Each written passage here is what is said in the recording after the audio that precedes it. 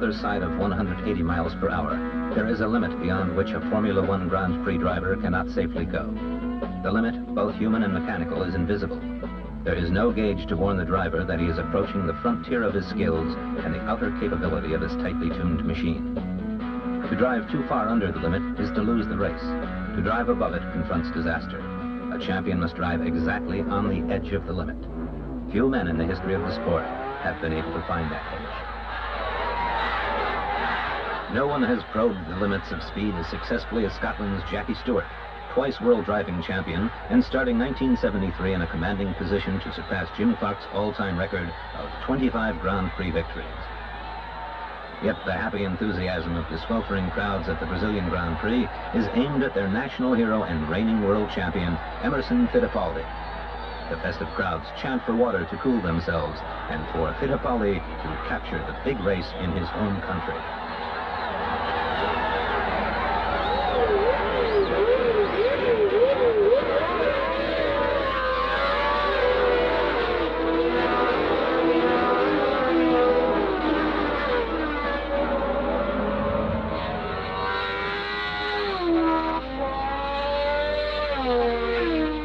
The Brazilian took a flying start toward retention of his crown with an impressive win at the opening Grand Prix in Argentina in January.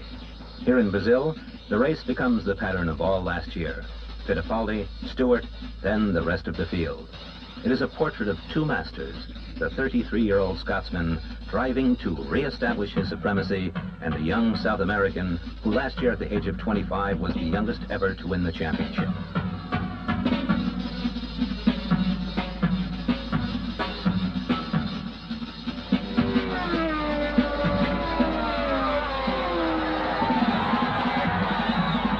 At the checkered flag, Fittipaldi creates delirium for an entire nation. There seems to be no less joy from his racing teammates.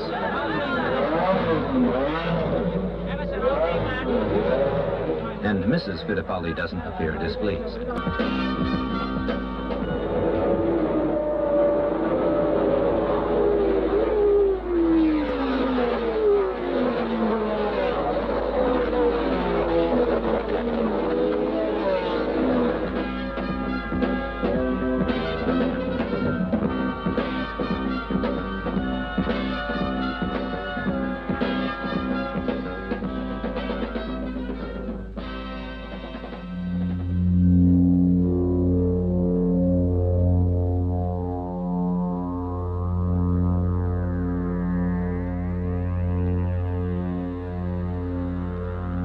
There is a tragic companion to the relentless pursuit of optimum speed. Every race driver knows somewhere in his mind that his profession demands the sternest penalty for error.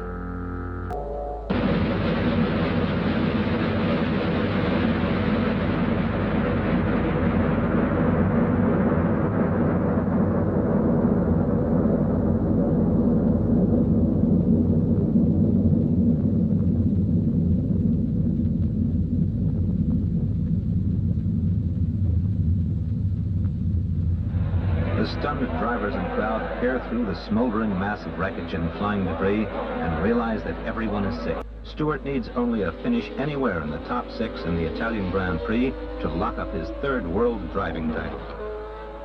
But from the moment the starting flag drops, it is the ebony machines of Peterson and Fittipaldi setting the pace.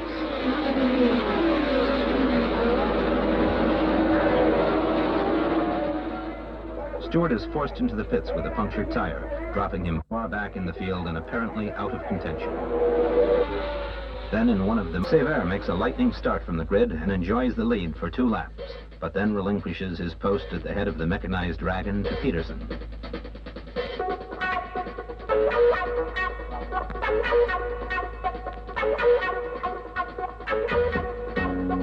Within another couple laps, the order changes, and the leaders of the parade become Jackie Stewart and Emerson Fittipaldi, doing what now comes naturally.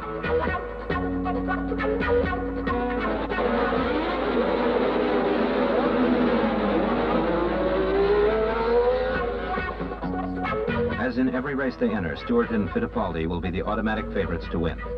Every other driver, including their own teammates, will be out to crack their monopoly, which has seen no one else win a Grand Prix for 10 months. Top contenders include Peterson, Francois Sever of France, American Peter Revson, and Denny Hulme of New Zealand.